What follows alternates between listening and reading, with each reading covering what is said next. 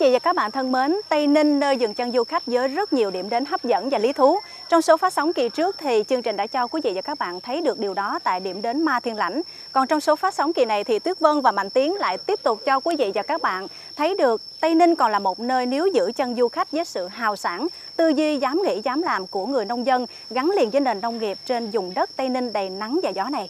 Vâng, người đầu tiên mà chúng tôi muốn nhắc đến đó là chị Đặng Thị Ngọc Hà, ngụ ấp Trường Phú, xã Trường Đông, huyện Hòa Thành, tỉnh Tây Ninh. Người nông dân đầu tiên mang nho Ninh Thuận về trồng trên đất Tây Ninh. Và bây giờ hãy theo chân Mạnh Tiến và Tuyết Vân đến thăm vườn nho đang xây trĩu quả và đang chờ ngày thu hoạch của chị Hà quý vị nhé. Nào ta cùng đến.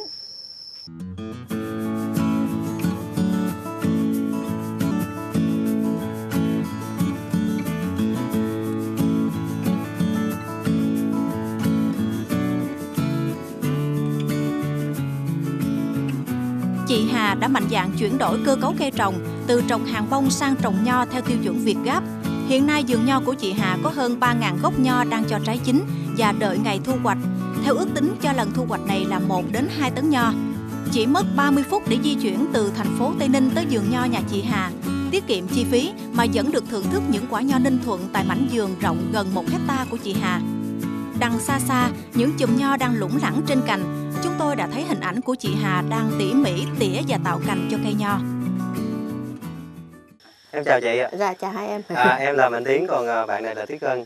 Với lại theo tham quan vườn nho của mình là có mấy du khách đến tham quan. Chị ơi, vườn nho của mình là trồng được bao nhiêu năm rồi chị? Hôm nay mình trồng được 1 năm rưỡi Là cho thu hoạch lứa nào chứ? Cho thu hoạch này là lứa thứ 2. Lứa thứ 2 rồi. Vậy kỹ thuật mà chăm sóc cái vườn nho của mình ở Tây Ninh này thì cũng khó hơn ở ngoài kia không hả chị?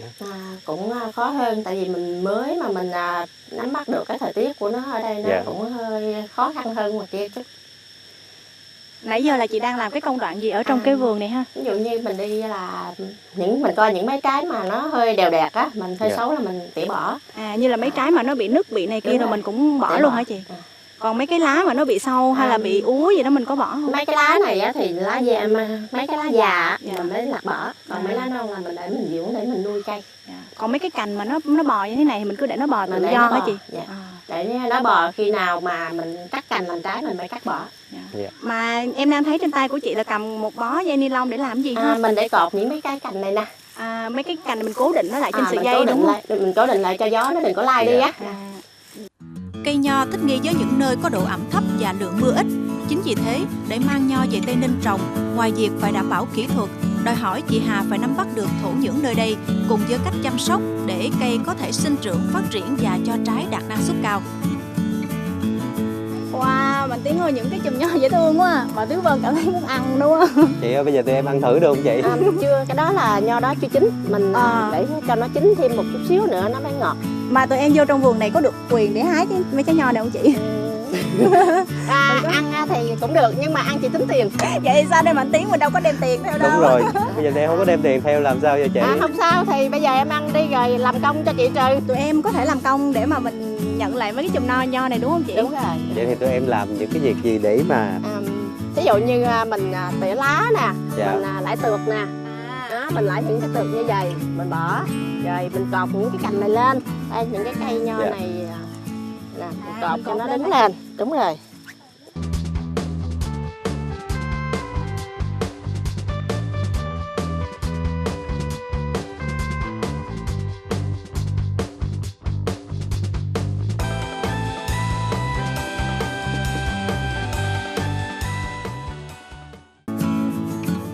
Thời gian đầu, để làm quen với cách chăm sóc nho, chị Hà phải thuê 2 kỹ sư từ Ninh Thuận vào hướng dẫn về cách đào hố bỏ gốc nho, cách làm đất để giữ ẩm cho cây mau bén rễ. Sau khi trồng 1 tháng, cây bắt đầu phát triển mạnh, sẽ làm giàn leo. Theo chia sẻ của chị Hà, đây là công việc quan trọng để giúp cây được khỏe mạnh và cứng cáp. Từ khi ra hoa cho đến lúc thu hoạch chỉ mất 2 tháng, khi nho chín có màu tím hồng, quả tròn mọng và sai, mỗi chùm trọng lượng 0,5 kg, treo lủng lẳng trên vàng thu hút những du khách tìm đến.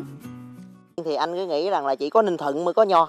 Nhưng mà ngày hôm nay thì nghe là Tây Ninh mình có vườn nho ở Ninh Thuận đem về Tây Ninh mình trồng có trái thì anh cũng muốn dắt bà xã Kim người yêu của anh hôm nay vô để tham quan để cho biết Tây Ninh mình cũng trồng được nho Ninh Thuận.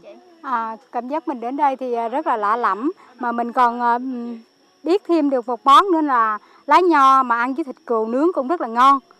Khi đến với vườn nho chị Hà, du khách tham quan được thưởng thức vị tươi mát quả nho chín mọng vừa được hái xuống, kết hợp với thưởng thức món ăn đặc biệt thịt cừu nướng ăn kèm lá nho.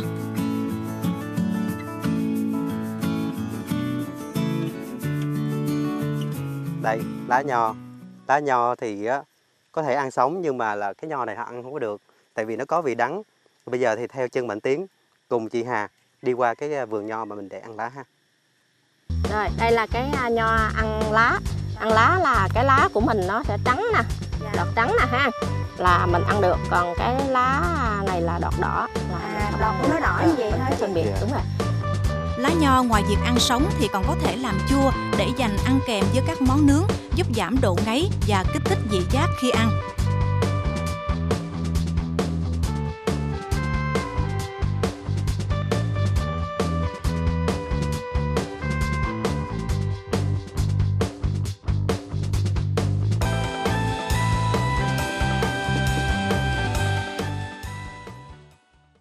Chị Hà, tại sao em thấy giữa cái vườn nho này có cái lo ở đây chị? Cái lo này á, thì thứ nhất á, là mình để cho chim nó nghe cái tiếng ồn, tiếng nhạc cho nó đừng có bu vô nó ăn trái nho chín của mình thôi. Rồi thứ hai nữa là mình để cho mình làm mình thư giãn luôn. Vừa thư giãn mà vừa có công dụng là đuổi chim nữa.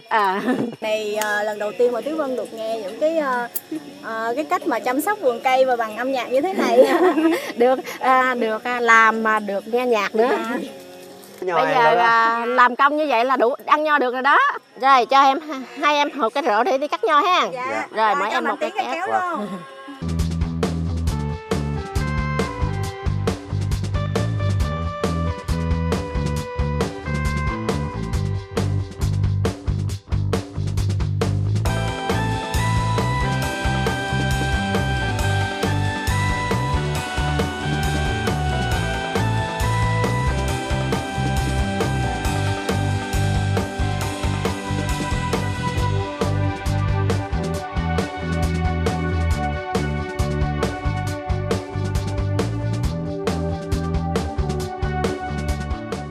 Rồi hai đứa hái được tới đâu rồi? Ôi chị.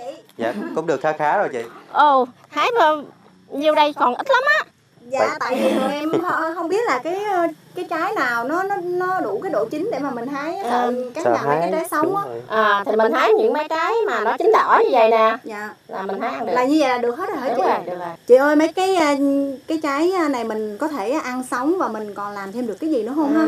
Ví dụ mình muốn ăn để ăn được lâu dài thì mình có thể là mình để tủ lạnh được trong vài ngày, còn không thì mình làm rượu.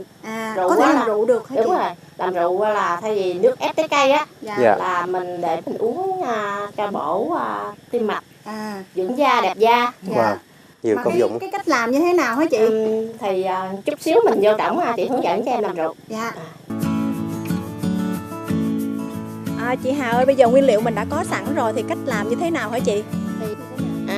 Thì bây giờ nho mình rửa sạch, mình để cho ráo, rồi mình để vô một lớp nho, một lớp đường, mình để khoảng 3 tháng nó lên men, rồi mình cho vô chai rượu này mình uống. Bây giờ cho hai em uống thử ha. Dạ.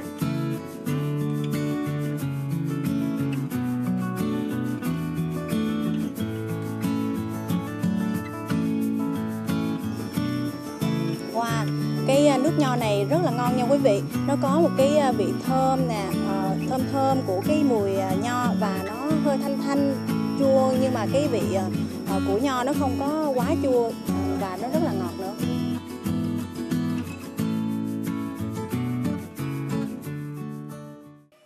Quý vị và các bạn thân mến, nếu như ở Tây Ninh có rất là nhiều cái địa điểm khiến cho chúng ta phân vân vào những dịp cuối tuần hay là những ngày lễ, thì còn chần chờ gì nữa, hãy đến tham quan những cái mô hình mà nông nghiệp kết hợp với du lịch như thế này, giống như là vườn nho mà Tuyết Vân và Mạnh Tiến vừa trải nghiệm như thế.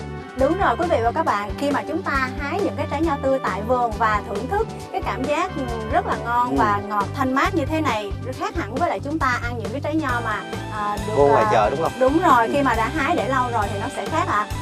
Quý vị và các bạn hãy đến vườn nho và thưởng thức những trái nho giống như Mạnh Tiến và Tuyết Vân vừa thử nghiệm đây. Còn chần chờ gì nữa, chúng ta hãy xách ba lô lên và đi thôi nào. Quý vị và các bạn thân mến, đến đây thì thời lượng dành cho chương trình Tây Ninh nào ta cùng đến cũng đã kết thúc. Cảm ơn quý vị và các bạn đã quan tâm theo dõi chương trình. Thân mến chào tạm biệt và hẹn gặp lại.